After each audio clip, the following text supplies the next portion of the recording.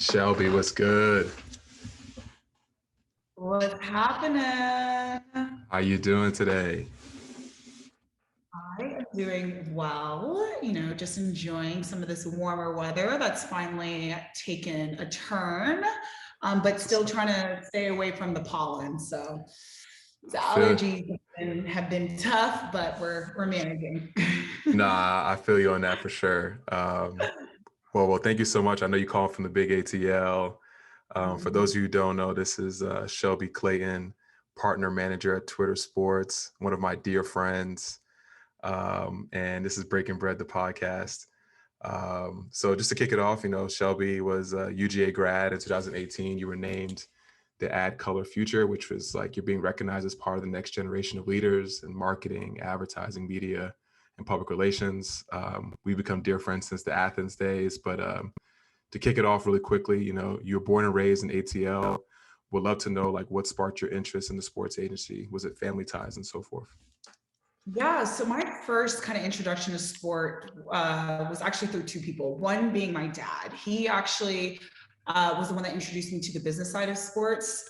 Growing up, he had worked at Russell Athletic, the United States Tennis Association, and now currently with the Cleveland Cavaliers. So sport has always been a part of my life, just through playing them as well. But he was the one that kind of introduced me to the impact in the business of sport, and especially in diverse and underserved communities. So that really sparked my interest in knowing the power of sport that it has, often on the court, often on the field. So that really took my turn into going on the business side of things once I, was able to graduate school and find a career path. But just even in general, when it came to the world of sports, was actually, a fun fact of mine is me and my sister's godfather, Stuart Scott. So my uncle Stuart, as we all know, was the true trailblazer in all things sports media, especially him bringing a lot of culture, him being a Black male at ESPN and a sports anchor, brought a lot of what you now see as ESPN is today.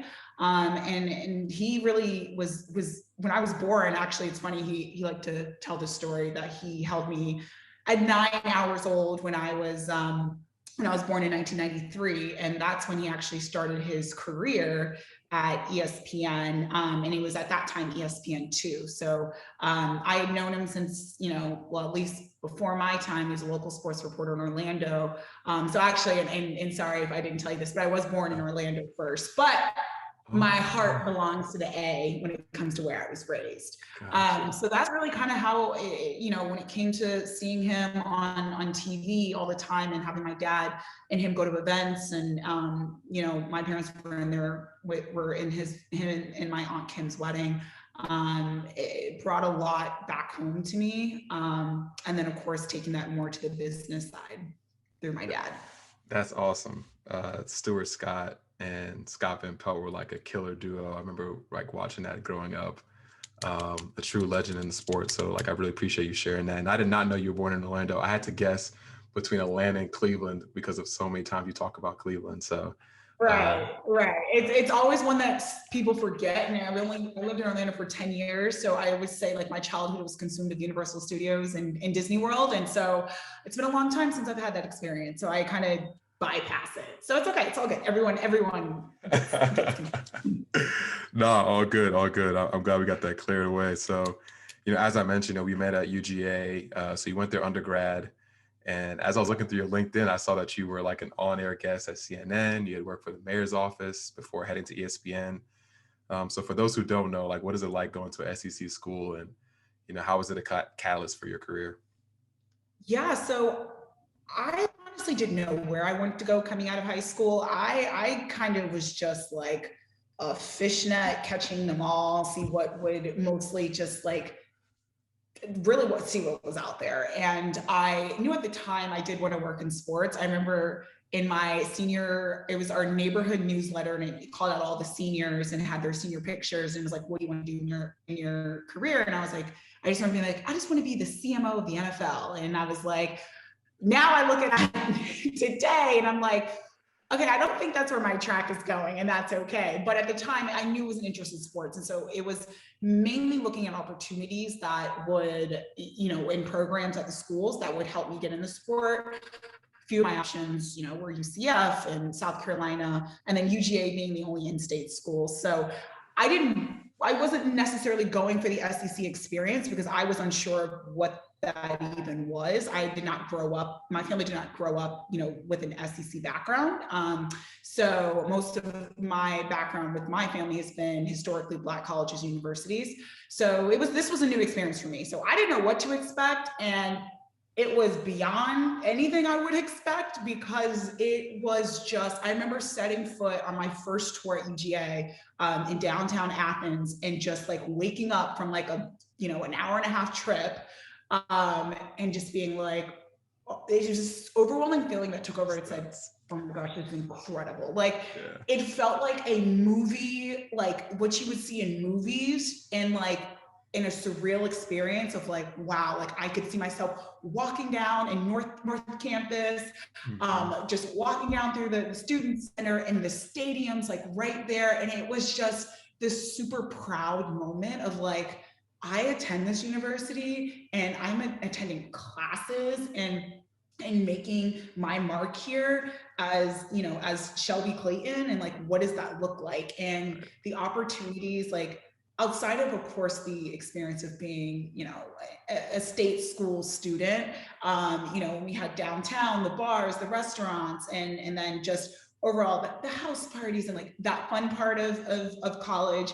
It was the football Saturdays that like, it was borderline religion. And it was like this, it was just like an awakening that happened every Saturday in the fall. And it's one of my most like, I can just like get so emotional about it because it was so, it's just an exhilarating feeling when you wake up and you're on campus, especially as a freshman, when I was staying in the freshman dorms and I was like a 5-10 minute walk to the stadium.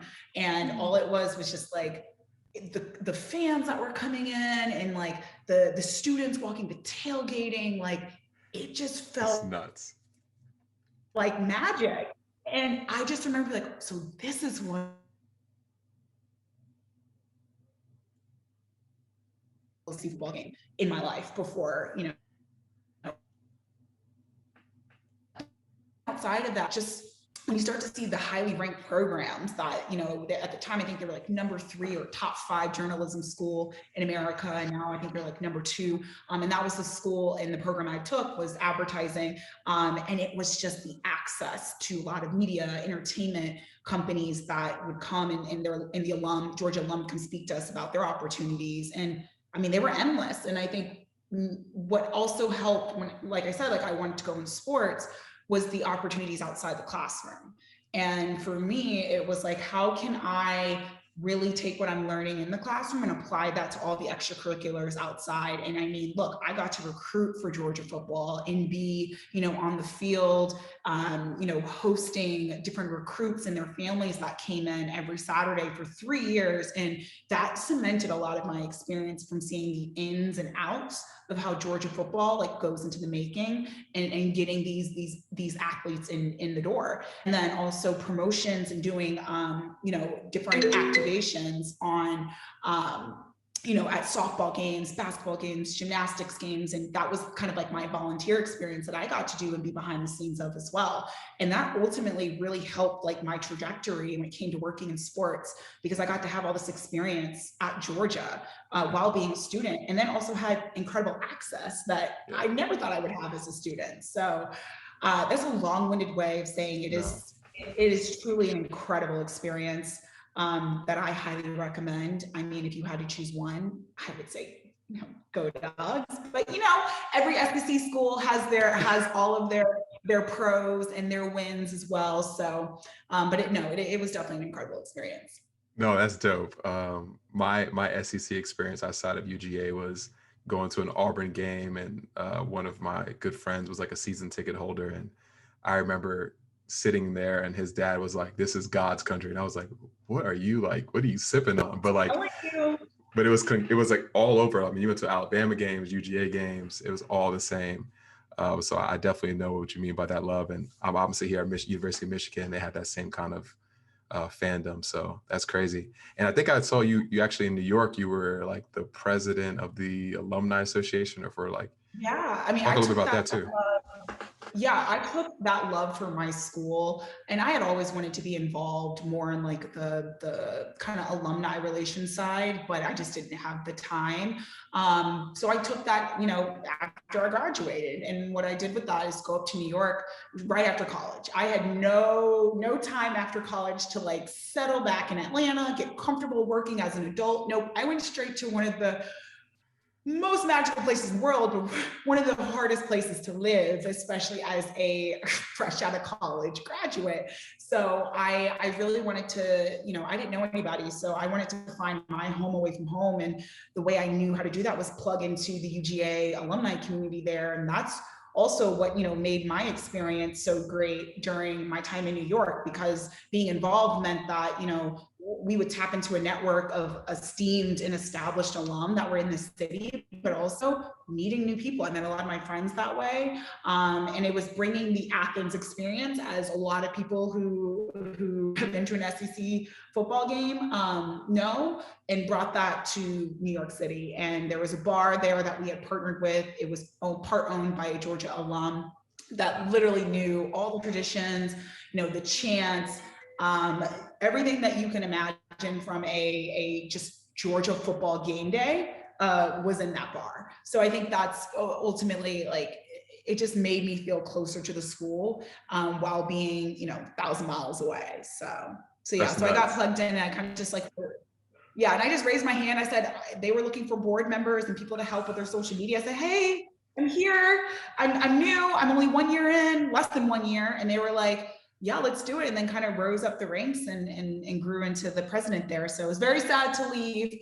But I'm very, very proud of what we've accomplished, while we were up there and connecting the community. No, that was fire. I saw one of the videos on there, and you were like, y'all definitely getting rowdy in there. And I was like, dang, I should. Was it the CBS one? It was the CBS, the CBS one they did on you. I was like, yeah, that was fire. That looks fire. Especially with the chance. I have to take you. Once we get back to normal, like we have to do a trip up there. Nice. American whiskey is the bar, by the way. So say less. We'll make sure we have a weekend, and you'll feel the electricity that like is just like vibrating throughout the entire bar.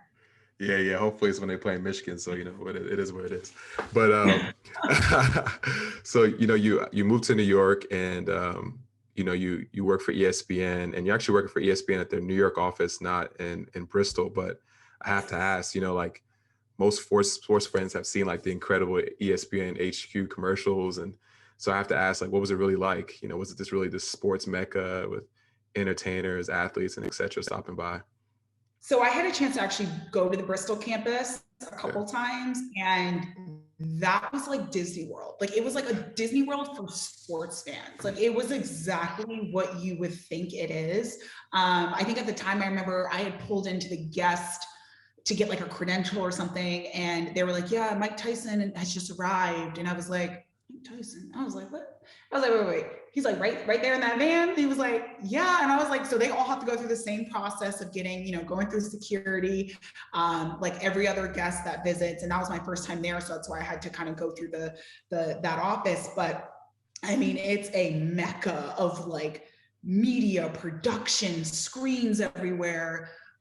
Just like you'll see, it's like a Disney World, but I would also think of it like almost like a college campus for sports fans. And of course, these are all sports media professionals, but live, eat, breathe sports. And so they try to, of course, bring that energy back to New York office, but in the New York office, we were, also ABC and Disney, and all the other entities of the Walt Disney Company. So it had kind of more of a corporate culture for sure, but on the ESPN floor, of course, they try to make it as sportsy as possible. And then there was a building across the street of my office that felt a little bit more like Bristol, because it used to be a movie studio, and they transformed it into like this really cool, open, very open, modern space, just kind of office for ESPN employees. And there's this huge screen that has like multiple cast of like the different ESPN programming. March Madness was always a fun time to go over there and watch all the games on one big mega screen. So the culture is very much how you would think it would be, because it's literally just people who love sports, and they honestly just want it because of that passion. They fuel it in everything they do at the company. So it's a surreal experience, especially when you go to Bristol. That one you feel very close to the heart and in the soul of ESPN.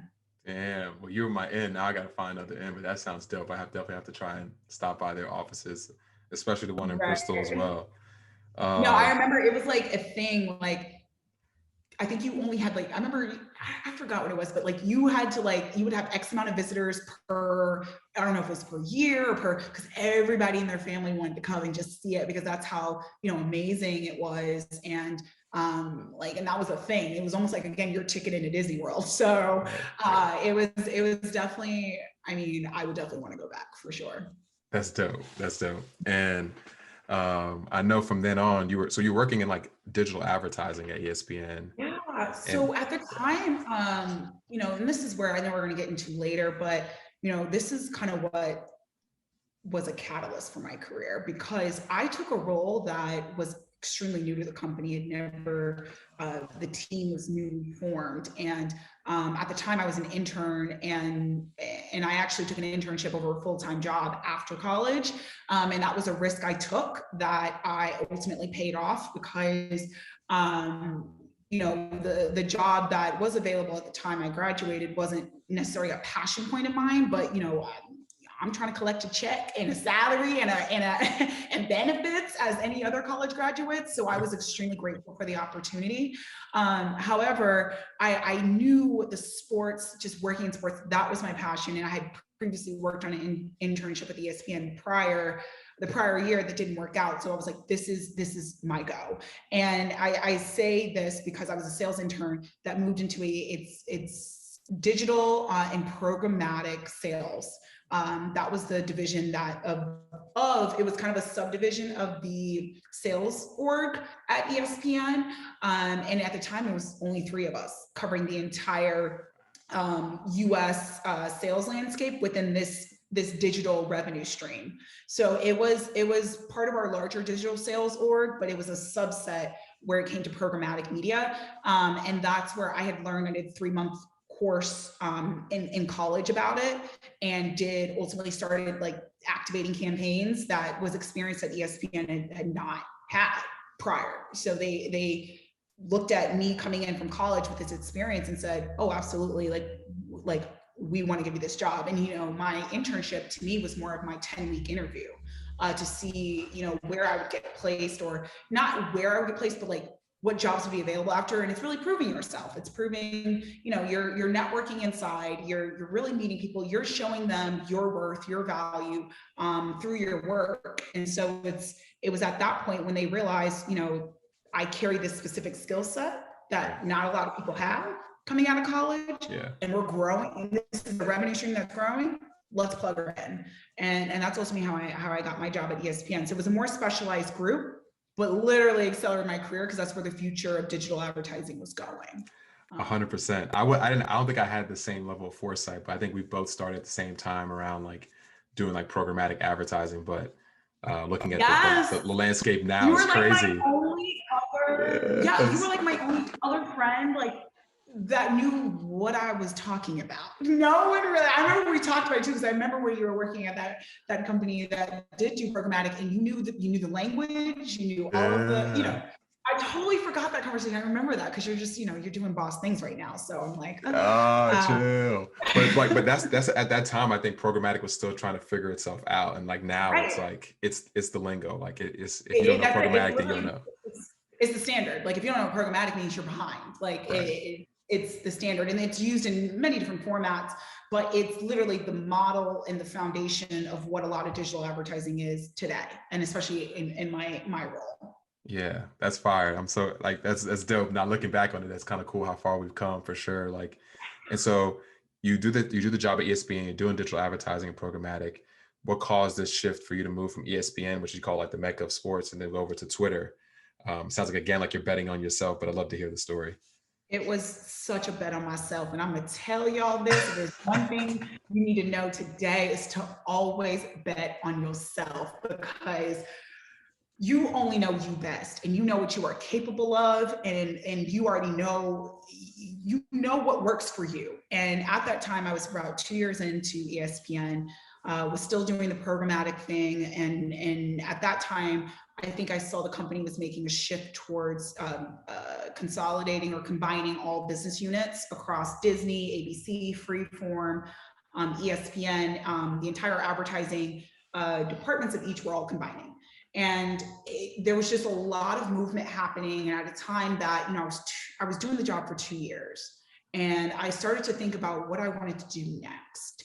And at that time, again, because there was so many massive shifts and changes happening, it didn't seem like an immediate opportunity for me to kind of shift gears. And so I took a look at, external, and, someone actually, while I was looking at, because I wanted to remain in sports, I was looking at the leagues, I was looking at the teams, another media companies as well, to see what was out there. And what ultimately landed on Twitter was there was someone had told me they knew the hiring manager, and they were hiring for a account manager.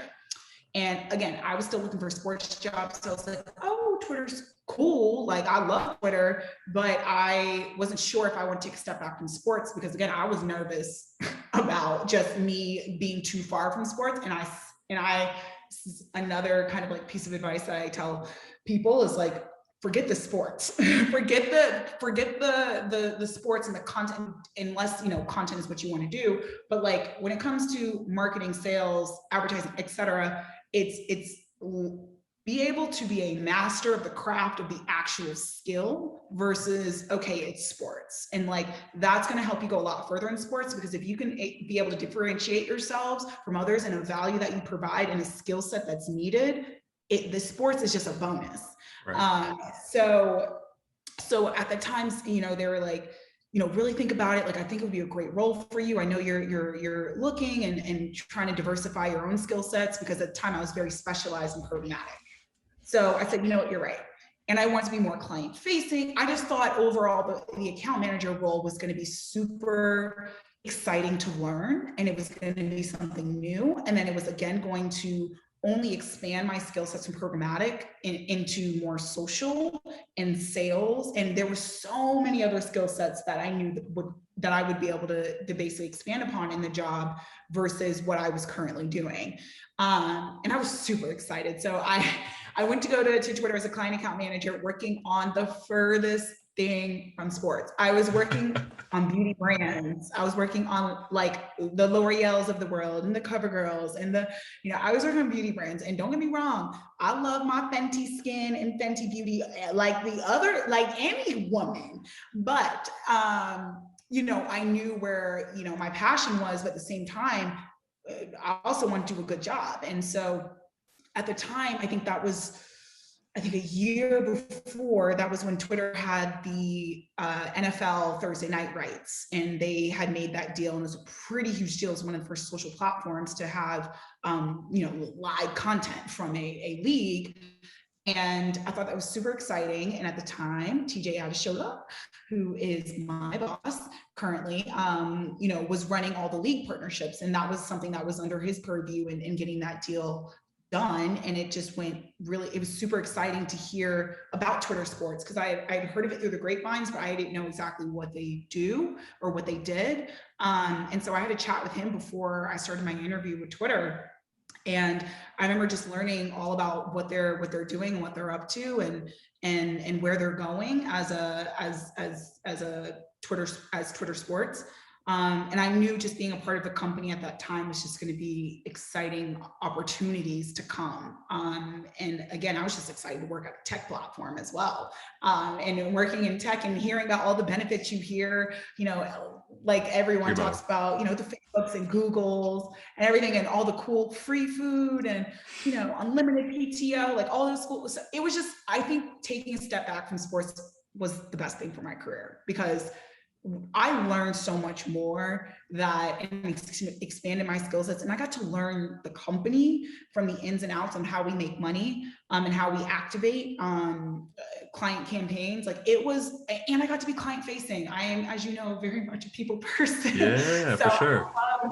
I loved being able to just be able to talk through solutions, being able to meet new people, agency folks, clients, direct. I mean, it was really exciting. And I took all of that. And because I knew Twitter as a platform, I was able to take that and say, I provide this value because I know Twitter so well, in terms of the dashboards and the tools and everything, that I could be able to step into the sports role pretty seamlessly and transition. And that's kind of how I got to where I am today in the sports partnerships team.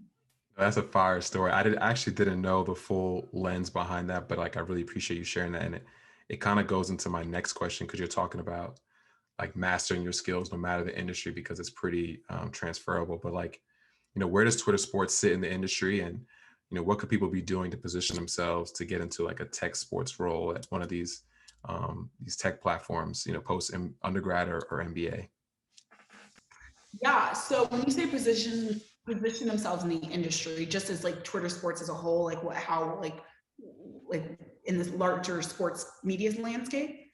Yeah, because I feel you think about Twitter sports, Snapchat sports, Facebook sports, these are all pretty small teams to get into. And of course, you were able to have a conversation with TJ Adeshola, who's the GOAT when it comes to tech sports. But if somebody doesn't have that in necessarily, what do you feel they could be doing to position themselves to be attractive to the opportunity? Yeah, we're one of the smaller tech sports groups in the industry, actually. I mean, we only have 7 people on our team. It's very tiny compared to our friends at Facebook that have a whole squad of 60 plus, I think. 50 to 60 plus. And it just goes to show how much work that we're doing on our end to make sports really come to life in an engaging and meaningful way on Twitter. There's just so much. And there's always these new players in the game. There's a lot happening on our side. And so when I think about someone who's coming in post grad or post MBA, it's really developing the connections first. It's ultimately, not saying you have to know what you want to do right now, but have an idea of interest in not only just, a broader sense of sports or entertainment news, but is it marketing? Is it data and analytics? Is it operations? Is it PR? Is it, getting a broader sense of what about the job and the role interests you and what you're really good at. That combination is going to help you really communicate effectively to those that you are networking with, where do you think you will best fit within an organization like Twitter, Facebook, Google, etc. And then from there, it's really kind of, seeing what's available and seeing what's going to be helpful. If it's not a current opening right now, what does it look like for you to potentially get there 2 to 3 years down the line? For me, I remember actually, this was another funny story. I was talking the first time I met TJ before I started the process of joining Twitter. We were just kind of chatting through his team, and I knew I was very interested in getting on that side, but it was funny because at the same time I was interviewing for the client account manager role, there was a sports role opened on the team. And I remember being like, should I go for it? Should I stop what I'm doing now? Should I go for it? And I remember, he had gave me some very wise advice about just being able to learn the business, learn tech, learn the platform, and learn how we make money. And there will be an opportunity later down the road. And, things happen. People switch careers, people go back to school, people get promoted. There's so many things that happen, that movement is inevitable. And our team is also evolving, that it's being able to ask the questions to someone that's so to get to where you are today, what was helpful for you to learn? and then take that from there and start your career at those steps. Like it's all, and I remember someone had also told me that, you know, life is just like getting to where you are today is not a straight line. It is a straight zigzag. And you're going to hit points in your career that seems like this is a little off from what I thought I would be doing, but then it brings you right back to where you were. And it's an ever changing, process, that it's not just a simple A to Z and you're there. Like, so I say, like, you know, having patience with the process and understanding you're going to get to where you're supposed to be, and trust that.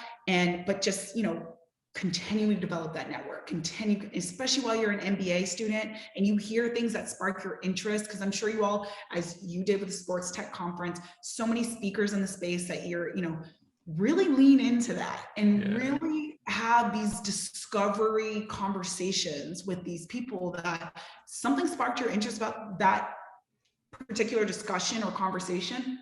Definitely follow up on it. Ask more questions. Like, you know, that's going to help you really narrow down, because when you're serious about the role and you're ready to go for it, you're in a really good position to do that, because you've built up these transferable skill sets to then know that this was the track that you felt would be best for you, but then you also have the relationship that you've been developing over time as well. And I think those two make for a very great combination, because ultimately that's how I got to be on the sports team. TJ knew my interest from day one, stepping into Twitter. I love his team. I want to be on his team, and we're going to keep close contact. And he is also a friend of mine. So, and he went to University of Georgia. So I just, you know, that doesn't tell you much. I mean, I don't know what to say. But anyways, but it's, those relationships are going to be critical to someone's, success. I wholeheartedly believe that.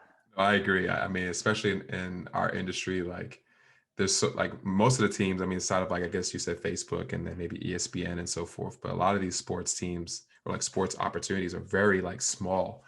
And so you kind of have to like position yourself, like you said, and get the toolkit so that when the opportunity presents itself, like you are attractive for that position. But the networking piece is huge too.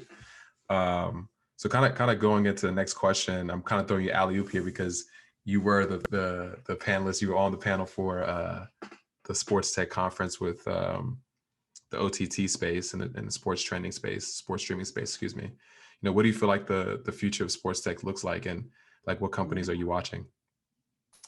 I mean, it's really going to be able to engage a new generation of sports fans that honestly are not watching traditional sports as millennials and older millennials, and even our parents' generation and older, they're just not. So it is being able to grab the attention of a Gen Zer who has TikTok, Facebook, Instagram, all sorts of platforms in a fragmented media space, but also Netflix, Hulu, YouTube TV, all these different mediums that you are now competing with, because everyone's now competing, what they're competing for is eyeballs, and that's it. And at this point, we're just not seeing the traditional sports fans we once are. So I think, for me, where I am very much staying close to are companies who are thinking about the short form content, but being able to, when it comes to subscriptions, being able to not only compete for the eyeballs, but compete for the dollar of what that looks like, and how to, be able to engage someone who is not traditionally a sports fan that sits down and watch a couple hours of a game. So I think, we had Buzzer that was on the panel that, I think that is becoming the future. And what Bo Han is doing over there is incredible, because it's just a new way of thinking of how we be able to still monetize sports content without it being a traditional game. And those moments that are so pivotal and critical to the game that's happening live, and you're able to capture that within a micropayment of a click of a button on a push notification, that brings you right to the action for that 1 hour, because it doesn't take up 2 hours of your time. So I'm so interested to see, how that shapes the consumption of sports content going forward. And if that really becomes the way forward from a revenue model standpoint. And then also, the NFTs of the world, I'm vaguely, familiar because it's popping up everywhere, so you can't not see it. And when it comes to the ownable content, it's fascinating, and the digital currencies, cryptocurrencies, but just being able to own a piece of content, and how that almost like digital trading cards in a way, but NBA Top Shot, and how that becomes commoditized with sports content, and now it's an asset, an ownable asset. I think that is fascinating to me. I did not think it would take off, or something like that would take off in the manner that it has. But I'm curious to see what that looks like when now sports gets into the world of NFTs, and in different digital currencies. I think that's super fascinating. I'm with you there. I'm with you there on the NFTs too. I'm sure it's all figured out. Right. I'm like having memorabilia items that you actually own in your hand. And now it's like, how much people are paying for a highlight clip. It's fascinating. I know. We in the wrong game, man. We in the wrong game. That's what I'm saying. So I'm like, I know gambling, sports gambling. I think what it's coming down to is, when it comes to that side of the business, is how personalized and hyper personalized are we getting to engage these sports fans in a way that feels like they're a part of something, they own something. That theme is what we're continuously, seeing, that reaches so high engagement and clearly is very monetizable. And I think that's this trend, and what leagues and teams and other sports entities are trying to, figure out is really how can we make the fan a part of the experience, not, being very much an active participant in the sports experience versus a passive, a spectator. So I think that's a lot of what, we're seeing in from the digital side. How can we kind of also bring that to life and have a role in that? Yeah, that's fascinating. I mean, the NFT, like I said, the NFT stuff is really fascinating. The short form content is really cool. How people have been able to utilize social platforms like Twitter and Snapchat and Instagram and so forth has been really cool. It's kind of gone away from the traditional model, and it's been interesting to see all these different players in the space capitalize on that. But let's take a step back, talk about the tech industry in its whole. Can you talk about the state of diversity within the entertainment and tech industry, especially since you've been at 2 major companies and have seen what it looks like at other companies as well, especially for women of color as well? Yeah, look, when I got into programmatic, I was one of very, very few people when it came to industry events. When it came to programmatic and digital tech, advertising tech, that was an eye opener for me, because I had realized that this space lacks so much diversity, and just seeing the representation in the field, because I did have to, in order to, for ESPN to really have a place in this programmatic world, we did have to go to these events. We learned a lot at these events, and we saw what other players were doing in the space, and also was a networking opportunity. But it was very clear, in terms of, and that's why I think I was really proud to kind of go into this field, knowing that I was scared out of my mind, because I had done 3 months of it. I wasn't an expert at it, but that imposter syndrome sits in there, because you realize that it feels like you're carrying some weight, they created this role, and for me to fill it, and making not only my family proud and making myself proud, but those who are behind me proud, and the company to feel proud that they placed me in this position that I'm being successful at, knowing that it was, not only was ESPN as a whole, the numbers were not there when it came to representation, and I had already felt that just coming in the door, but working in a very specialized field that you now are kind of paving the way that this role goes to next in terms of the future of the company, and the company's revenue success within programmatic. That was a lot. It was a lot. And I had to do some deep introspection work really make sure and understand that, you know, I have a place here. There's a reason why they hired me, and not let the imposter syndrome kind of creep up on me, and take over.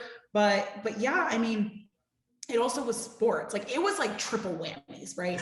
It was corporate America, it was sports, and then it was a very specialized digital technical advertising skill set that you needed. So I had to face a lot of just my own self in that field. And then moving over to tech, I mean, look, not like it was any better. And I think that's been long understood that the tech space needed more diversity and inclusion efforts in that front. And at the time that I was hired, we hired our VP of diversity and inclusion, Candy Singleton, who basically led those efforts when I started. And you can tell that the company was taking a very, very big step into leaning in diversity inclusion within Twitter.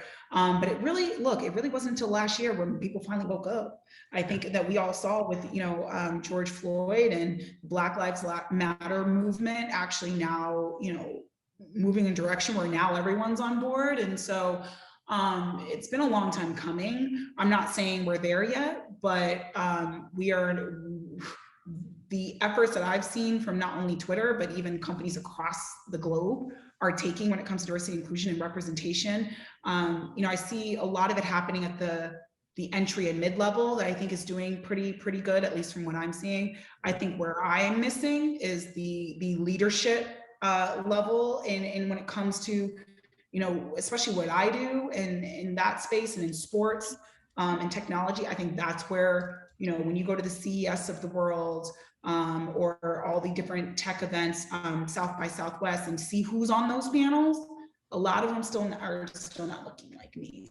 So I think there's, you know, there's a lot of room to grow in that area when it comes to who's leading these groups at companies. But I think we're in the right direction. I've seen more efforts in this past year than I've ever seen you know, in my, you know, 6 years of working, that no, they are taking this very seriously. And I'm very happy to see that.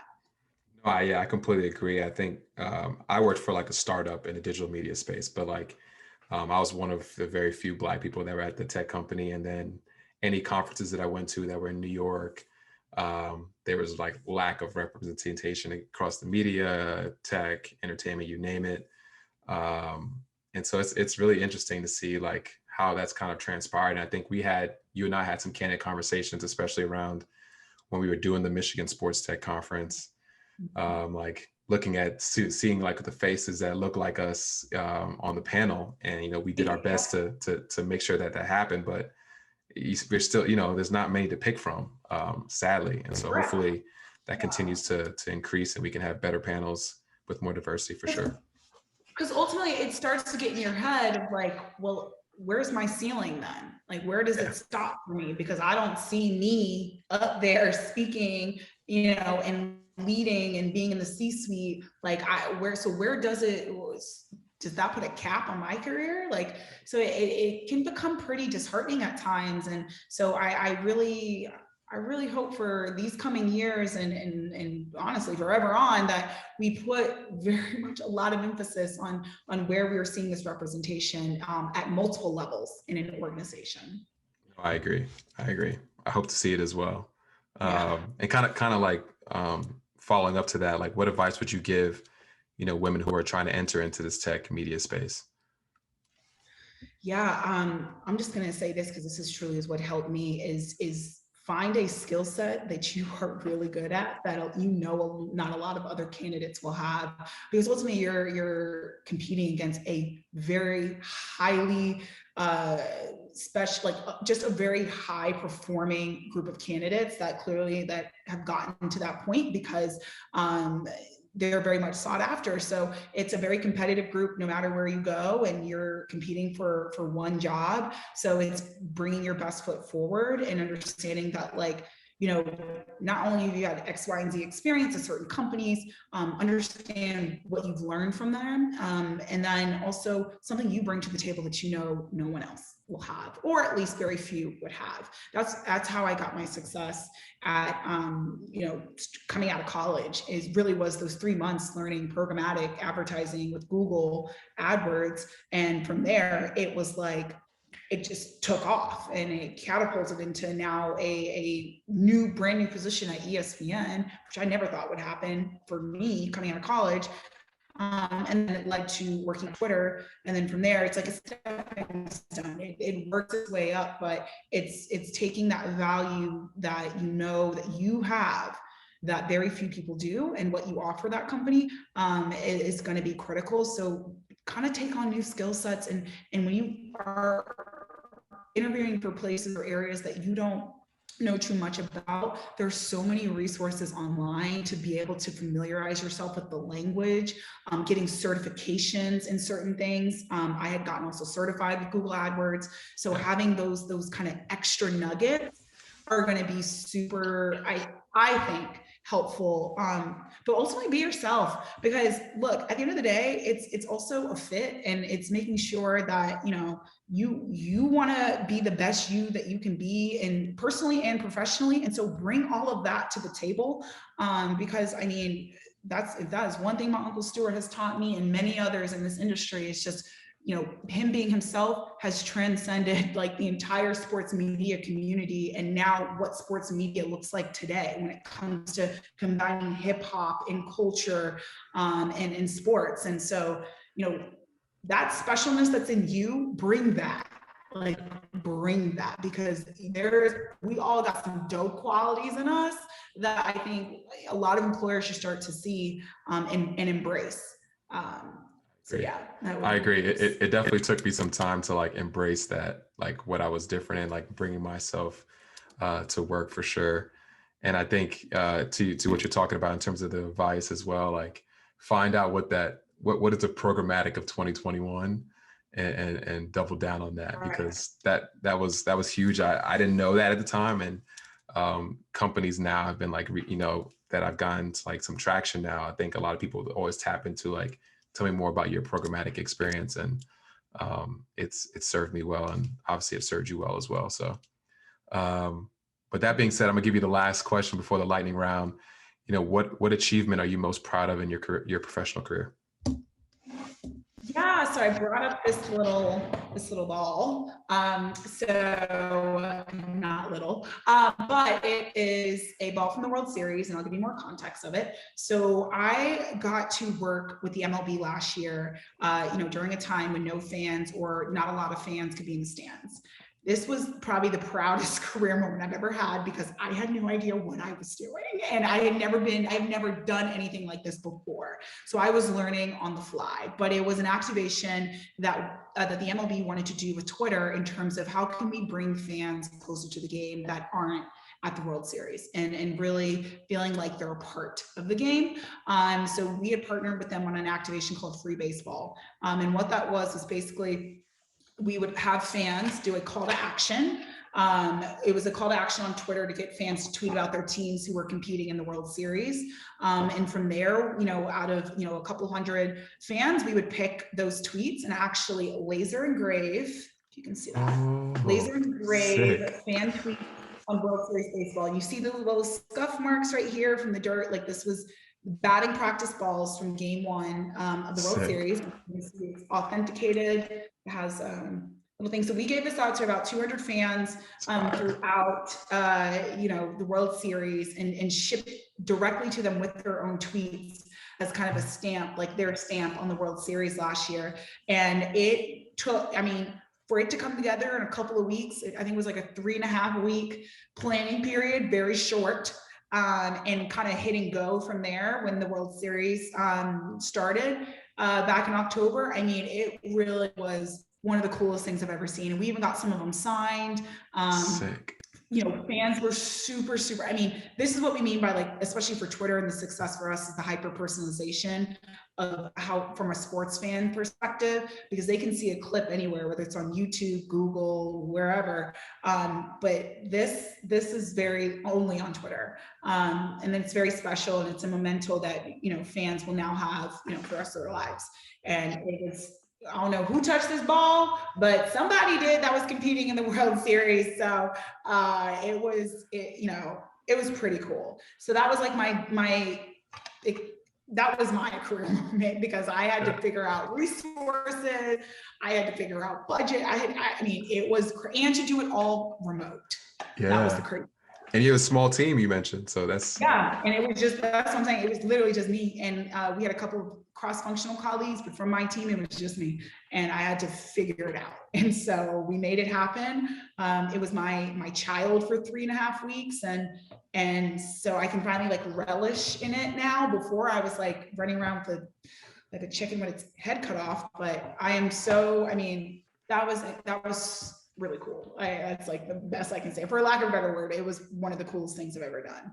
No, that's fire. I know you guys, I remember you talking a little bit about that. That's fire, and that's dope. And I think there was one where like Twitter did, where like the tweets were in the confetti. I don't know if that was the same event. Yeah, that was for Super Bowl. Yeah, it was. We had tweets. That was kind of our first kind of like bringing Twitter to the game type of activation. Like, we've done content captures at games, but to like be a part of the game and something as big as winning the Super Bowl, and to have your tweets and fan tweets on Super Bowl confetti that was shot out the cannon. That was kind of our first test run. Little did we know that like COVID would happen and, shut everything down, that we now had to reinvent ourselves and reinvent the fan experience on Twitter, because it was a lot different before that moment. So that's where all these different activations started to come about, and really tested our team to really think outside the box when it came to engaging fans.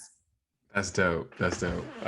You guys have done some really cool stuff. So like, I'm happy to see what you guys have been up to, and definitely love to see that you're a part of that success as well. So with that being said, we're going to jump into the lightning round real quick.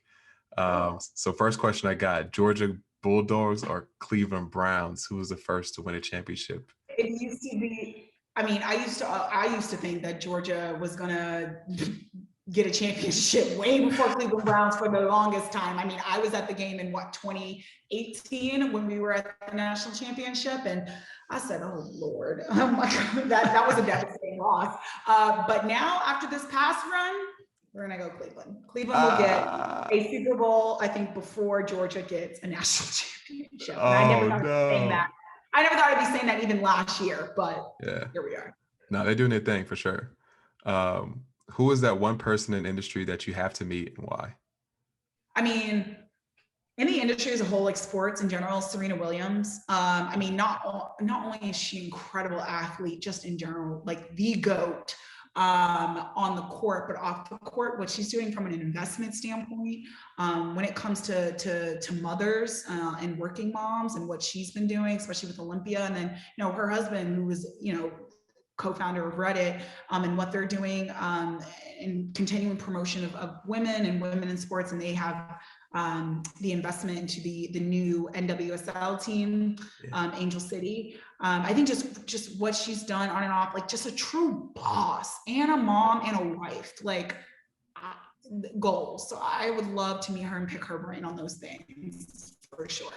That's a great one. I like that. I like that choice. So your Twitter says that you're a fantasy football champ. Is that a cap or what? Let's just say one of my most proudest personal achievements. And you asked about my professional.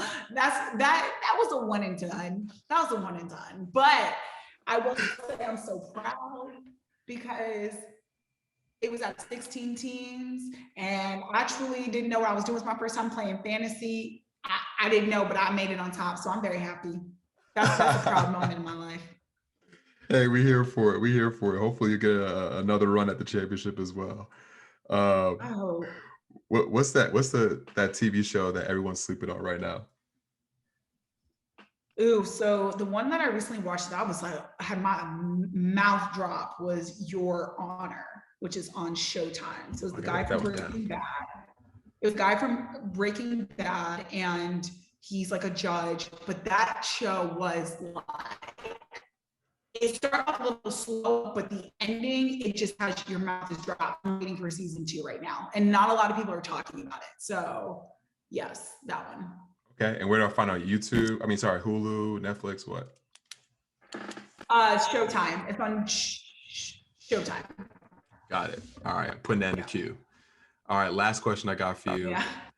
What is a music, lyric, or movie line that you live by?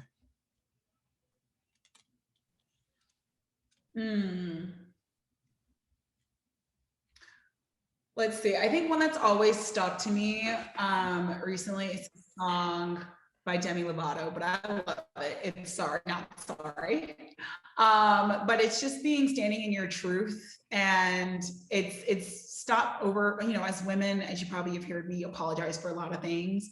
And I think just being able to stay firm and secure in what my truth is and not apologizing to appease, other people, just for the sake of it, and really owning my truth is something that as just a general life model for myself, is to, it's like, sorry, but no, not sorry. Like, and continue to live my life the most authentically as I can, and not having to apologize for it. So it's just a song that it's just like, if I have to listen to get me motivated and out of something, I mean, it's that one. It's that one.